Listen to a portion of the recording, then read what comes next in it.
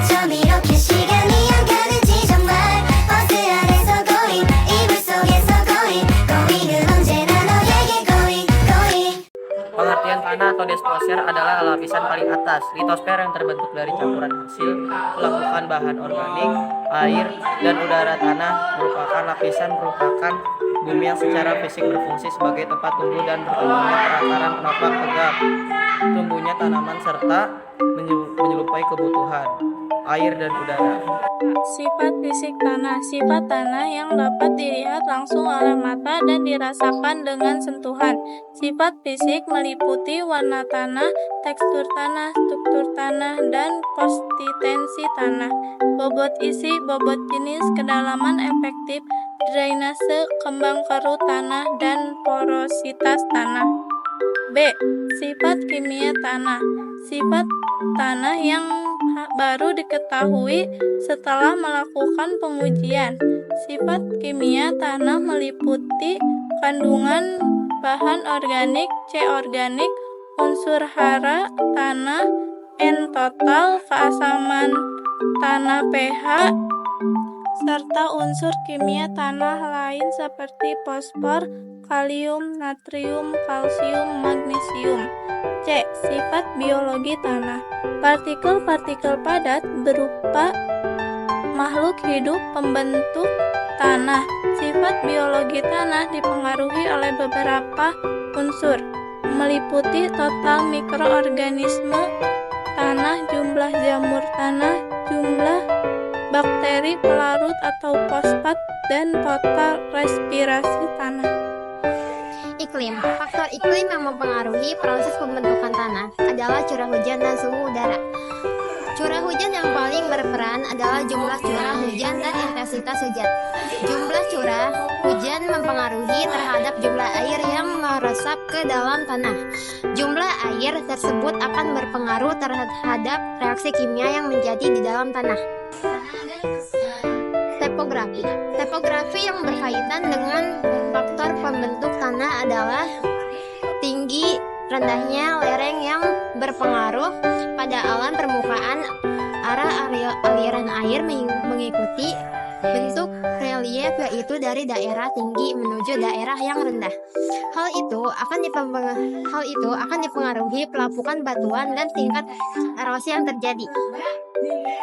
Bahan induk tanah adalah bahan pemula tanah yang tersusun dari bahan organik atau mineral. Bahan induk dapat berasal dari bahan tanah yang terendapan akibat proses transportasi dan dapat berupa batuan-batuan. Dapat menjadi bahan induk karena akan mengalami pelapukan dan menjadi tanah. Jenis-jenis tanah dan persebarannya. 1. Tanah vulkanis. Tanah yang terbentuk dari material vulkanis. Tanah vulkanis dikelompokkan menjadi 3, yaitu 1. Tanah andosol, terbentuk dari endapan abu vulkanis yang mengalami proses pelapukan. Persebarannya di Sumatera. 2. Tanah regosol, terbentuk dari endapan abu vulkanis yang baru memiliki butiran kasar dan belum mengalami pelapisan. Persebarannya di daerah lereng gunung berapi. 3. Tanah aluvial, terbentuk dari material hasil erosi yang terendapkan di daerah dataran rendah.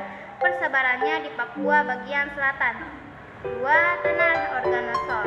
Jenis tanah ini berasal dari bahan induk organik. Tanah organosol dikelompokkan menjadi 2, yaitu 1. Tanah humus, terbentuk dari hasil pembusukan bahan-bahan organik. Persebarannya di daerah Lampung. 2. Tanah gambut, terbentuk dari hasil pembusukan tumbuhan atau bahan organik di daerah yang selalu tergenang air atau rawa-rawa. Persebarannya di Halmahera. 3. Tanah litosol, tanah yang terbentuk dari pelapukan batuan. Persebarannya di Maluku. 4. Tanah putsol, tanah yang terbentuk di daerah yang memiliki suhu rendah dan curah hujan tinggi. Persebarannya di daerah beriklim basah, Kalimantan Tengah. 5. Tanah laterit, tanah yang terbentuk dari tanah yang tercuci air hujan sehingga unsur hara telah hilang, meresap, dan mengalir ke dalam tanah. Persebarannya di Kalimantan Barat. 6. Tanah margel, tanah yang terbentuk dari hasil campuran larutan kapur, pasir, dan tanah Riyadh karena peristiwa air hujan. Persebarannya Priangan Selatan di Jawa Barat. 7. Tanah terarosa atau kapur. Tanah kapur berasal dari pengendapan organisme laut yang terangkat oleh proses geologi. Tanah kapur digolongkan menjadi dua, yaitu 1. Tanah rensina, tanah yang terbentuk dari pelapukan batuan kapur di daerah yang memiliki curah hujan tinggi, persebarannya di daerah Gunung Kidul. 2. Tanah mediteran, tanah yang terbentuk dari hasil pelapukan batuan kapur, batuan kapur keras dan batuan sedimen lainnya, persebarannya di pegunungan Jawa Timur. Manfaat tanah. 1. Tumbuh dan berkembangnya perkaraan tanaman. 2. Penyediaan tumbuhan primer seperti air, udara, dan unsur-unsur hara. 3. Kebutuhan sekunder tanaman seperti zat pemacu pertumbuhan seperti hormon, vitamin, dan asam organik. 4. Habitat biota tanah seperti organisme pengembur tanah, hama, dan penyakit tanaman. Kerusakan tanah. Kerusakan tanah adalah menurunnya kemampuan tanah untuk dimanfaatkan yang disebabkan oleh pemanfaatan yang tidak terkontrol. Kerusakan tanah disebabkan oleh dua faktor, yaitu 1. Faktor alam, meliputi erosi tanah, longsor, dan pencucian tanah. 2. Faktor perilaku manusia, meliputi perusakan hutan, pertambangan terbuka, dan ladang berpindah. Sekian dari saya, terima kasih. Konservasi tanah. Untuk mencegah dan mengatasi kerusakan tanah dapat dilakukan dengan konservasi tanah. Upaya tersebut dilakukan dengan pemeliharaan dan perlindungan tanah secara teratur guna mengurangi serta mencegah terjadinya erosi atau terjadi perubahan secara kimiawi atau biologi dengan cara pelestarian. Metode konservasi tanah dibagi menjadi 3, yaitu A. Metode vegetatif adalah metode pengawetan tanah menggunakan tanaman tumbuhan untuk mengontrol erosi akibat dari air, hujan, dan aliran permukaan. Ada beberapa cara pengawetan tanah melalui metode vegetatif sebagai berikut. 1.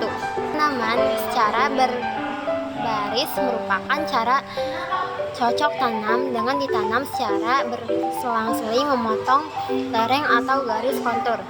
Yang kedua, penanaman berganda dikenal dengan tumpang sari atau tumpang gilir dengan tujuan meningkatkan produktivitas lahan dan menyediakan proteksi tanah dan erosi kinetik air hujan dan aliran permukaan. Yang ketiga, penanaman bergilir dikenal dengan rotasi tanaman, yaitu penanaman tanaman secara bergantian dalam satu lahan dengan urutan waktu tertentu. Penanaman satu macam tanaman secara terus-terusan dapat mengakibatkan hilangnya tanah oleh erosi. Yang keempat, reboisasi atau penghutanan kembali merupakan penanaman kembali hutan-hutan yang mengalami kerusakan dengan jenis tanaman tahunan. B. Metode mekanik atau teknik adalah metode pengawetan tanah melalui teknik pengolahan tanah. Beberapa cara yang umum dilakukan pada metode mekanik yaitu sebagai berikut. 1. Pengolahan tanah. Menurut garis kontur, yaitu pengolahan tanah sejajar garis kontur, metode ini mampu mengurangi laju erosi sampai 50% karena dapat menghambat aliran air dan memperbesar resapan air. 2. Pembentukan tanggul atau guludan, yaitu tumpukan tanah yang dibuat memanjang memotong kemiringan lereng, fungsinya untuk menghambat aliran permukaan, menyimpan air di bagian atasnya, dan untuk memotong panjang lereng pada tanggul dapat ditanami palawija. Pembuatan teras yaitu membuat teras atau tangga-tangga pada lahan miring dengan lereng yang panjang. Fungsinya untuk memperpendek panjang lereng, memperbesar resapan air, dan mengurangi erosi. 4. Pembuatan saluran air atau drainase. Saluran air digunakan untuk menghindari aliran yang berkonsentrasi sehingga aliran dapat diperlambat dan mengatur aliran air sampai ke sungai. Metode kimia dilakukan dengan bahan kimia untuk memperbaiki struktur tanah. Struktur tanah merupakan sifat fisik yang menentukan erosi. Bahan kimia yang digunakan untuk meningkatkan pemantapan struktur tanah disebut soil conditioner atau pemantap tanah. Tanah dengan struktur